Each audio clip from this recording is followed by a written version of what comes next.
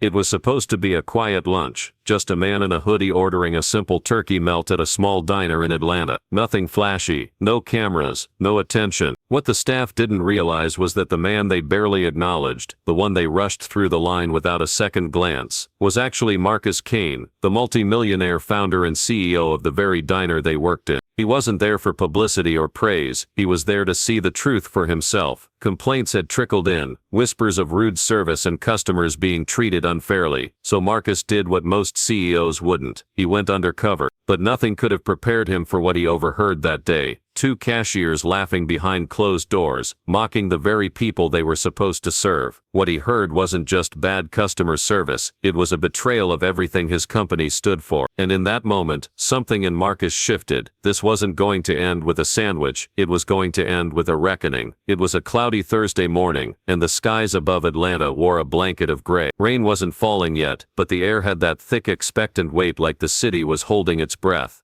Somewhere on the south side, a man walked alone, hands in the pockets of his hoodie, his head lowered, blending in with the crowd. That man was Marcus Kane, the 38-year-old founder and CEO of Soul Fuel Diner, a fast-growing chain of restaurants that promised more than good food. Soul Fuel was built on Marcus's personal philosophy: serve people with dignity, cook from the heart, and give back to the community. He had grown up just a few blocks from here. This neighborhood shaped him, challenged him, and taught him to hustle. It was where his dreams took root, and now, maybe where they were being tested. Normally Marcus wore tailored suits and sat at polished tables in high-rise buildings. He had teams that reported to him, executives who respected him, and thousands of employees across the country who had jobs because of the vision he built. But today, there were no meetings, no chauffeur, no camera, just Marcus, his old jeans, a pair of battered sneakers and the faint gnawing in his gut, not from hunger, but from suspicion. Something wasn't right. Over the past few weeks, he'd received a handful of anonymous complaints about the Soul Fuel location on Oakley Avenue, right here in Southside Atlanta. Bad customer service, staff with attitudes, people being treated poorly, especially the elderly and low-income family. At first Marcus had chalked it up to one-off incidents. Every business had its off days, but the reports kept coming, and one voicemail in particular stuck in his head. "Mr. Kane, I've been coming to your diner since it opened, but the way your people are treating folks now, it's not the Soul Fuel I remember." That message had hit hard. This location was one of his first stores, sir. He'd been there opening day, back when it was just him, his mom and two fry cooks making pancakes and turkey melts for the neighborhood crowd. He remembered giving out free coffee to teachers. He remembered watching kids count quarters to buy waffles. This wasn't just a business to him, it was personal. So instead of sending his regional manager, Marcus decided to see for himself. He dressed in plain clothes, borrowed a friend's old Honda, and drove down to the very block where he used to mow lawns as a teenager. When he stepped through the glass doors of the diner, the atmosphere hit him immediately. It was different, not in a big, obvious way, but in dozens of little ones. The lighting was dimmer, the walls had grease stains, the menu board above the counter was crooked, and one of the letters in breakfast served all day was missing. Even the signature smell, Soul Fuel's famous blend of maple syrup and buttered toast, was drowned out by burnt oil and the faint stench of bleach. Marcus glanced around. A mother in scrubs sat in the corner feeding a toddler from a plastic container of apple slices. Two elderly men played checkers by the window, and in front of him, two construction workers stood in line, hard hats tucked under their arms, sweat dripping down their brows. It was a scene Marcus knew all too well, hard-working people trying to grab a decent meal before going back to work. This was his crowd, these were his people, but the energy was off. Behind the counter stood two young cashiers. One leaned against the register with her arms crossed, popping gum like it was a sport. The other was scrolling on her phone, pausing only to roll her eyes when the next customer stepped forward. "Next," the gum-chewing cashier barked, not even looking up. Her tone was sharp, like someone doing a chore they resented. The first construction worker stepped up. "Can I get the breakfast sandwich combo?" he asked politely. "You gotta say the number," the cashier snapped, jerking her thumb toward the faded menu. "I don't memorize this stuff." Marcus watched closely. The man fumbled to find the number.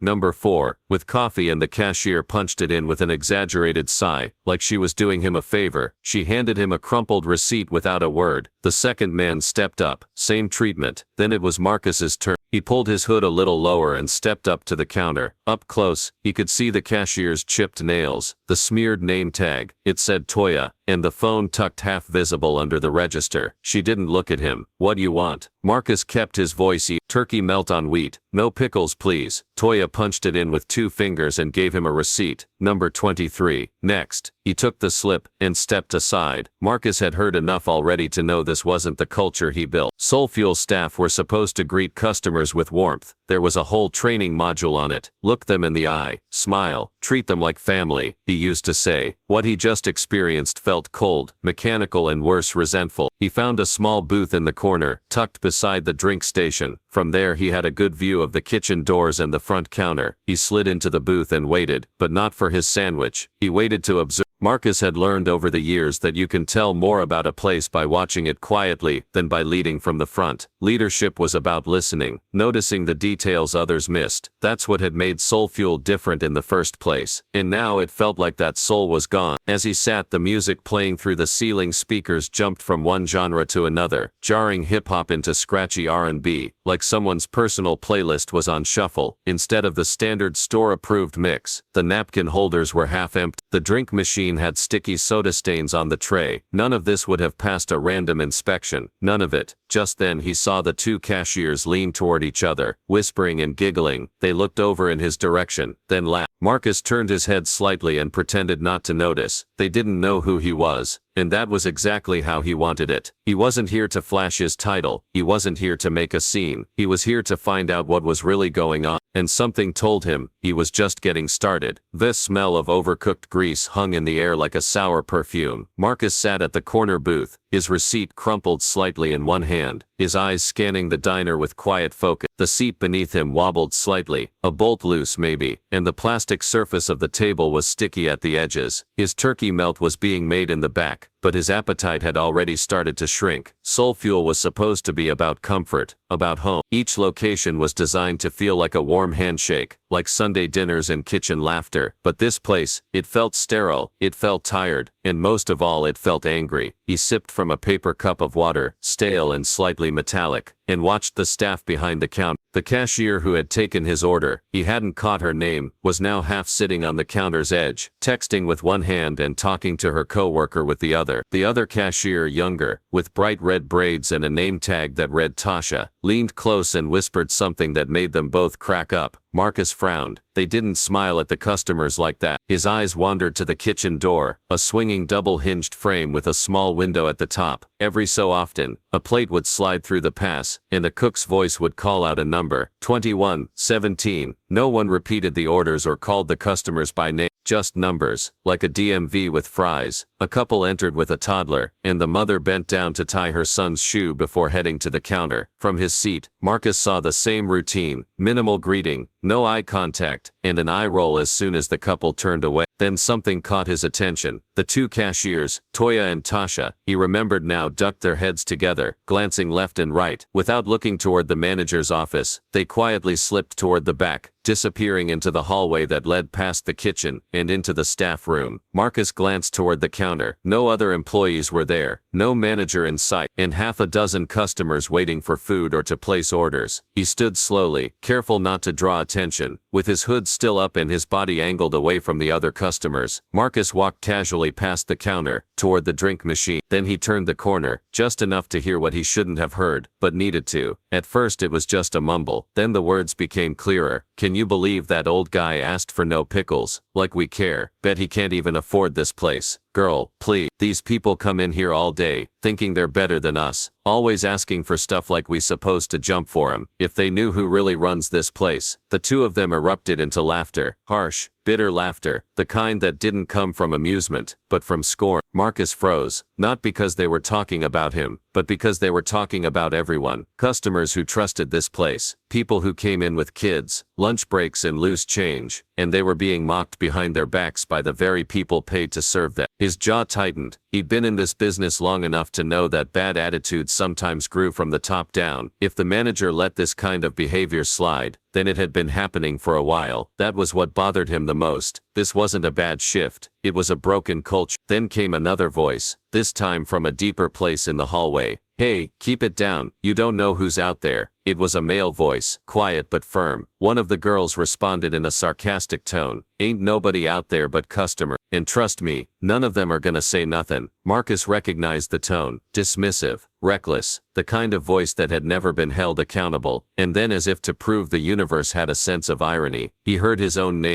Honestly, if Kane really cared, he'd have been down here by now, but he's probably too busy doing rich people stuff. He don't know what it's like to deal with this crowd. There was a pause. Man probably doesn't even remember this location exists. Marcus blinked. That last part hit different. It wasn't just disrespect, it was a complete disconnect from the truth. This location was one of the most important ones to him. It was where his dream had found its first real legs, where the walls were painted with his mother's favorite color, where he'd worked the grill himself when they were short-staffed. He had bled for this place. Now it was being run by people who didn't just neglect the dream, they spit on it. Marcus stepped back carefully, retracing his steps to the drink machine. He grabbed a napkin, not because he needed one, but to keep up the appearance of a casual customer. Then he returned to his booth, eyes calm but mind racing. He sat back down and breathed in slowly. This wasn't the time to explode. He couldn't just pull off the hoodie and start firing people in front of customers. That wasn't leadership, that was ego. And Marcus had long since learned that ego only fixes things for a moment. He needed a plan, something permanent, something that would root out the. But first, he needed more information. He pulled out his phone and opened the voice memo app. He didn't need it for the conversation. It was too late for that, but it was a habit, a way to capture his thoughts in the moment. He tapped record and whispered, Soul Fuel, Oakley Avenue, Cashiers, Toya and Tasha, disrespectful to customers, mocking elderly guest, complaint accuracy confirmed, possible leadership failure, no visible manager, culture breakdown confirmed. He stopped the recording and looked around. The kitchen bell dinged. Number 23. A voice called, flat and tired. Marcus stood and walked to the counter to collect his sandwich. The woman who handed it to him barely looked up, even though there was no one else in line. He took the bag, nodded politely, and returned to his booth. He unwrapped the sandwich slowly. Pickle, of course. He stared at them for a moment, then slid them off to the side. It wasn't the pickles that mattered, it was what they symbolized. People who stopped caring, and assumed no one would notice. Well, someone had noticed, and that someone owned the building they were standing in. Marcus sat in the corner booth, his half-eaten sandwich growing cold on the tray beside him, appetite long gone. He wasn't just disappointed, he was disturbed. He had heard something in those whispered insults, and casual disrespect that went far beyond attitude problems or a bad day. It was something deeper, something rotten. What he had heard in the hallway wasn't just gossip, it was a kind of entitlement, a belief that the customers didn't matter, that the business didn't matter, that no one was watching or cared. And worst of all, the tone of the conversation made it clear, they thought he didn't care either, that he had forgotten this place, forgotten them. But Marcus remembered everything, every booth, every shift, every time he'd swept floors at midnight because someone didn't He didn't rise up from this neighborhood to build a brand just to watch it collapse from the inside out. But even now, as furious as he felt, Marcus didn't move yet. He didn't blow up, didn't announce who he was. That would be too easy, too dramatic. He wanted to be sure, he wanted to. And so, he waited, quiet, watching. The front door dinged softly. As it opened, a woman walked in, balancing a baby on one hip and holding the hand of a little girl with the other. The girl had bright beads in her hair, and shoes that lit up when she walked. They stepped up to the counter, and Marcus immediately leaned forward, tuning in.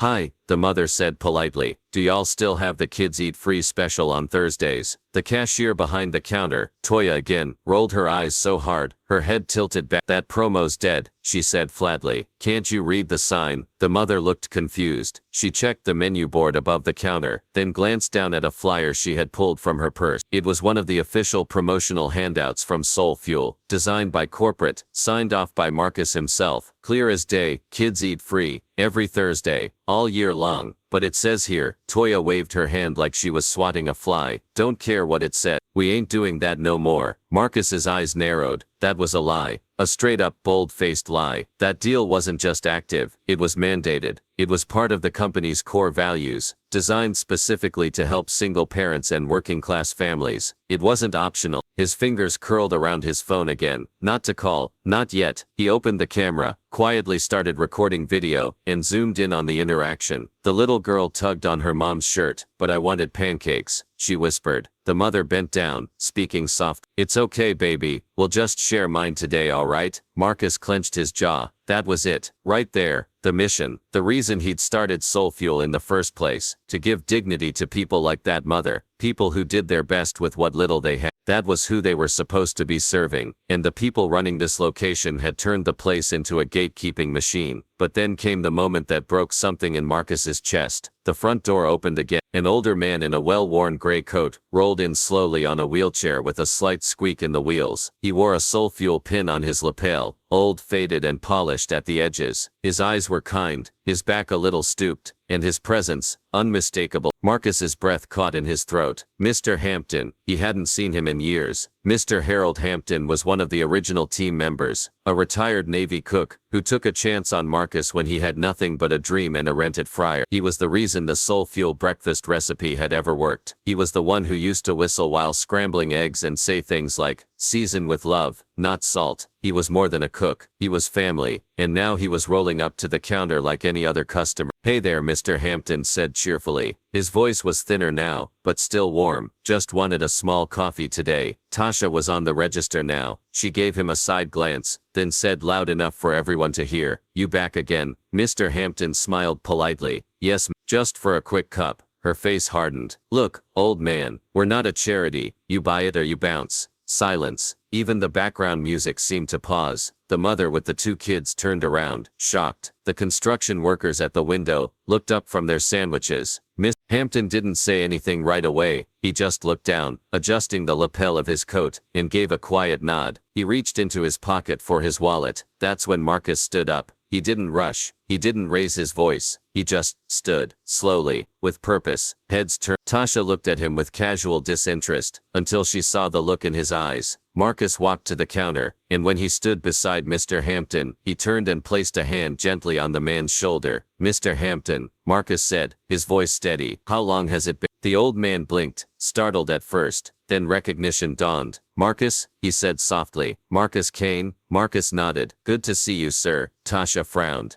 "You know him?" Marcus didn't answer her. He looked at the cashier dead in the eye. "This man," he said firmly, "taught me how to hold a spatula before I could hold a microphone. This man stayed late after shifts, when I was short-handed, and this man fed homeless folks out the back door when no one was looking." He turned his gaze to the entire diner now. "And you just told him to buy it or bounce." Tasha's expression cracked. "What's your name?" Marcus asked, voice cool and professional. She swallowed. "T. Tasha." He nodded. "You can go ahead and clock out, Tasha," she stammered. "Wait, I didn't know who he was." Marcus's voice cut through the tension like a blade. "You shouldn't have to." He looked around the room, his presence now commanding. He wasn't hiding anymore. The hoodie was still on, but the air around him had shifted. People were beginning to whisper. A man in the corner reached for his phone. Someone gasped. The realization was sinking in. The man standing at the counter was not just another customer, he was the owner, and he had just arrived. The diner stood still. Every booth, every customer, every chew and sip paused. As Marcus Kane stepped fully into view and walked to the front counter, his movement was calm, but the air around him buzzed with a sharp energy, like the crackle before a thunderstorm. He reached the register, eyes never leaving the cashier. Slowly, deliberately, he pulled down his hood. The silence broke. A collective intake of breath as recognition rippled across the room like a wave. Even those who didn't immediately recognize his face could feel the power wasn't just walking, it had arrived. Tasha's mouth opened slightly, her previous smirk erased like chalk in a storm. Is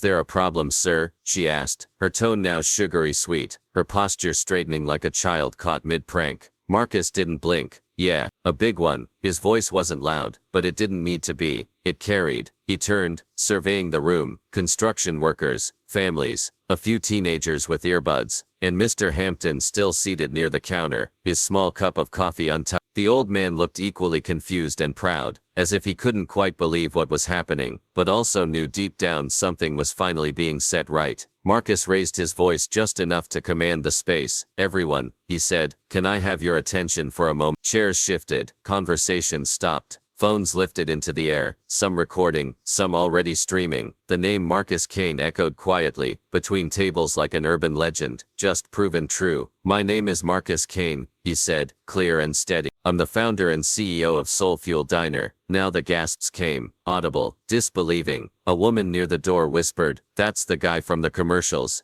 Her husband nodded slowly. And from the magazine last year, but Marcus wasn't here for fanfare. He pointed calmly, but firmly at the two stunned cashiers behind the counter. And I just spent the last 20 minutes, he said, watching you two lie to customers, roll your eyes at a mother, trying to feed her kids, mock an elderly man who helped me build this very company, and pretend a deal we offer every Thursday doesn't exist. Tasha looked like she might sink into the floor. Toya, standing next to her, was frozen. One of them tried to recover. Weiwa didn't know it was you, she stammered. Marcus cut her off with a single motion of his hand. You shouldn't have to know, he said, that's the point. A hush fell over the room again. He continued, voice low but heavy with meaning. You don't treat people with respect because they might be important. You treat them with respect because they're people. He turned to the customers behind him, the ones who'd been brushed off and ignored all morning, to the mother who came in here hoping to stretch a meal for her kids. You were right, the kids eat free deal is real, and I'm sorry you were lied to. She nodded slowly, her expression caught somewhere between shock and gratitude. He turned to the construction workers. You deserve more than mumbled orders and attitude. You keep this city standing. You built the roads to this diner. You matter. And finally he turned to Mr. Hampton. That was when his voice cracked slightly. And to the man who once fed me his last piece of bacon when I couldn't afford breakfast, who helped me crack my first egg on opening day, who never once turned someone away hungry. He paused, swallowing back the emotion. You deserved better. You always have.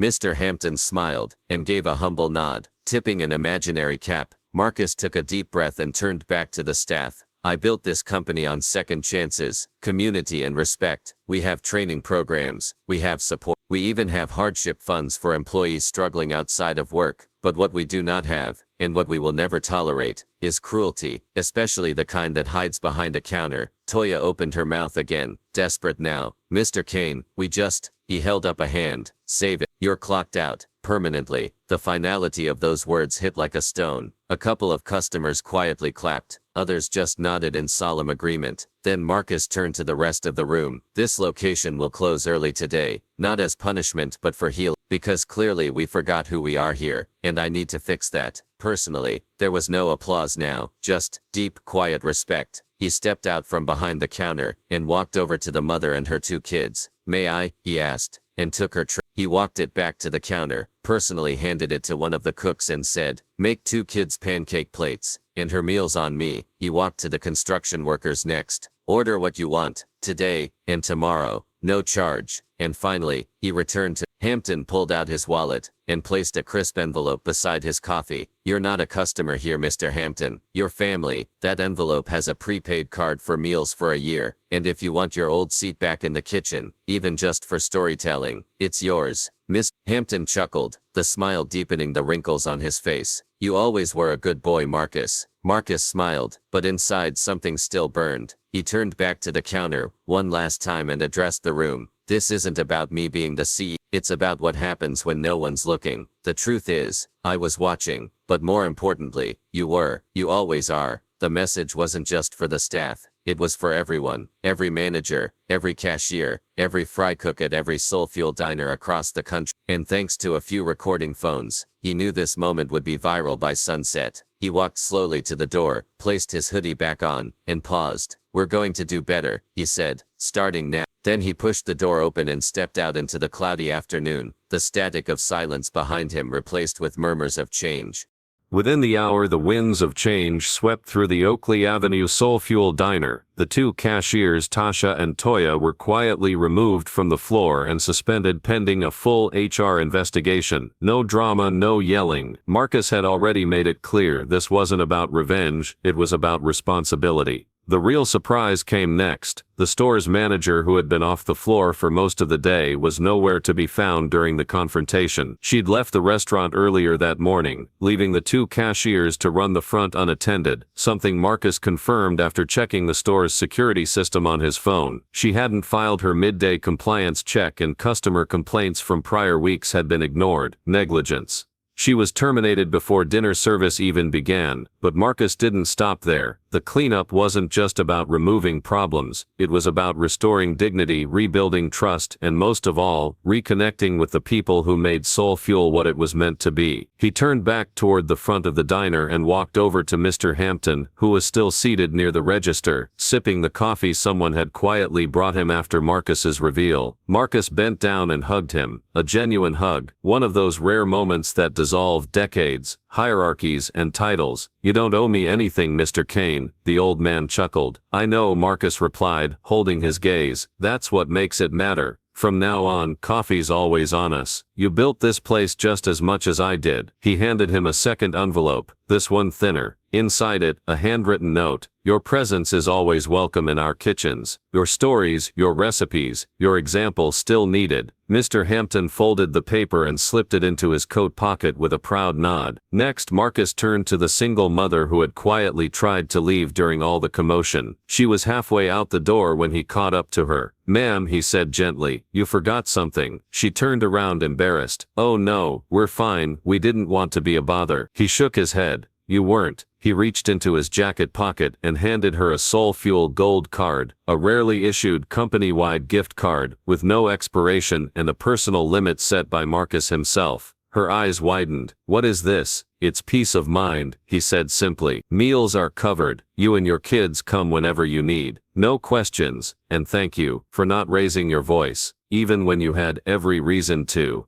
Tears welled in her eyes, and her daughter hugged her leg tightly. "Thank you, sir," she whispered. By the time Marcus returned to the floor, the energy in the diner had completely changed. Customers were smiling, talking, even clapping quietly among themselves. But the highlight of the day came when he walked over to the construction workers still seated by the window. They'd watched the whole thing unfold like a live reality show, barely touching their food. Marcus smiled. "I think you two deserve a better story to tell today," he said. He took a selfie with them, right in front of the counter where it all went down. The taller of the two, still stunned, blinked at the camera. This really happening?" he muttered. "It is," Marcus said, "and it's just the beginning." He posted the photo to his personal account, with the caption, "Real people, real food, real respect, no matter who you are or what you're wearing. Hashtag John Soul Fuel from the ground up." The post gained traction immediately, but what truly blew the story wide open came the next morning. Soul Fuel's corporate team, having received Marcus's footage, compiled a short professional video from the security cameras, customer cell phones, and Marcus's own voice memo. It was edited into a 90-second montage showing the full arc of the story. Marcus ordering in disguise, the cashiers mocking customers in the hallway, Mr. Hampton being disrespected, and finally, the moment Marcus revealed himself, stepped up and said, "Respect has no price tag. Whether I'm the CEO or just a man buying a sandwich, I expect better, and so should you." The video was released across every Soul Fuel social platform. With Marcus's approval, it went viral within hours. People shared their own stories of customer service, both good and bad. Employees across Soul Fuel's 80+ locations posted videos of themselves recommitting to service with Soul. Customers visited their local diners just to say thank you. But perhaps most powerful of all were the job applications. Within a week, the company saw a 42% spike in new applicants. Many of them wrote personal notes. "I want to work for a company that actually cares.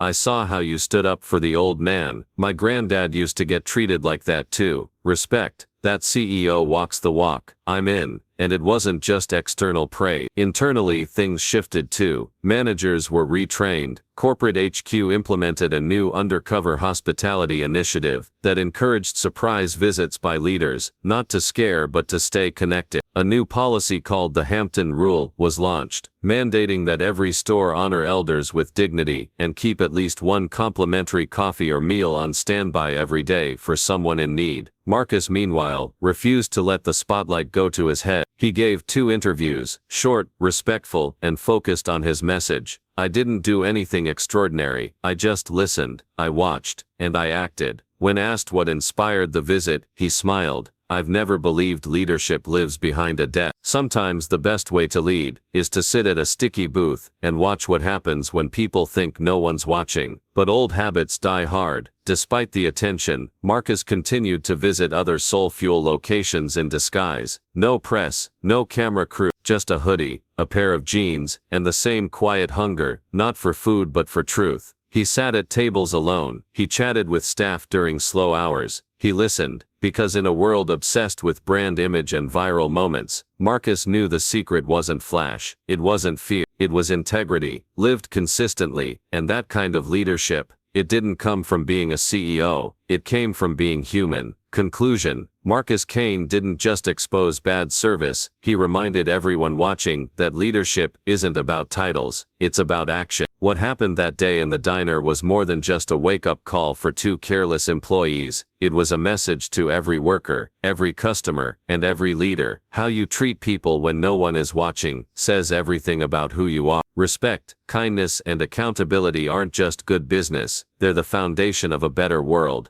Outro. Thanks for watching this powerful story. If you found it inspiring, hit that like button, subscribe, and drop a comment. What would you do if you were in Marcus's shoes? Have you ever experienced a moment when someone showed their true character when they thought no one was watching? And remember, whether you're behind the counter or behind the company, character always counts. See you in the next video.